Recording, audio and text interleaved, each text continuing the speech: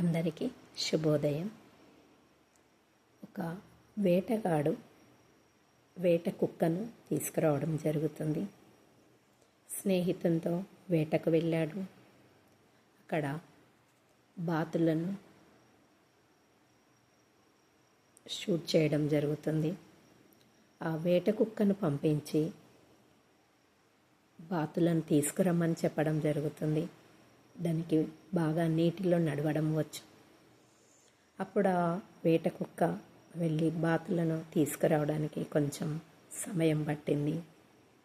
అప్పుడు అతను స్నేహితునితో అంటాడు, నా కుక్క భలే తీసుకొచ్చింది కదా, నా కుక్కను చూసి నువ్వేమనుకుంటున్నావు అన్నప్పుడు, నీ కుక్క తీసుకురావడానికి చాలా సమయం పట్టింది, నీ కుక్కకు ఈదడము రాదు అని చెప్పడం జరుగుతుంది. అంటే ఇక్కడ నిరాశావాదులు ఎలా ఉంటారంటే, గొప్ప ఆ వేట కుక్క యొక్క గొప్పను ఒప్పుకోవడానికి అతనికి మనసు అంగీకరించలేదు. మరి అలాంటి వారు ఎలా ఉంటారు?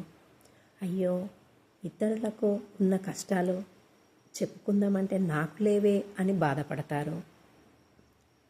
వాళ్ళ జీవితంని అద్దంలో ఉన్న పగుళ్ళలాగా చూసుకుంటూ ఉంటారు.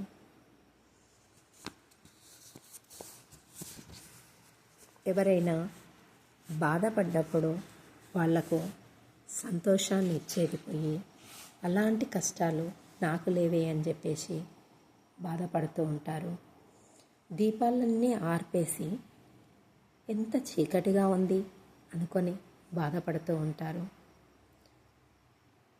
ఆనందంతో ఉంటారు, కానీ ఆ ఆనందం తర్వాత ఇంకా ఎక్కువ బాధ వస్తుందో ఏమో అని ముందే ఊహించుకుంటారు. అంటే వాళ్ళ జీవితంలో జరిగిన సంఘటనను ప్రతి దానిని ఫిర్యాదు చేస్తూ ఉంటారు. తర్వాత ఆరోగ్యంగా ఉంటారు, కానీ రేపు జబ్బు పడతామేమో అని చెప్పేసి ఆలోచన చేస్తూ ఉంటారు. సుఖాలన్నీ మర్చి కష్టాలను తలుచుకుంటూ ఉంటారు. సూర్యుడి వెలుగు నీడను సృష్టించడానికే ఉంది అని చెప్పేసి భావిస్తూ ఉంటారు. చెడును ఎదురు చూడడమే కాక జరిగే అన్ని సంఘటనలను కూడా చెడుగా మలుచుకుంటూ ఉంటారు.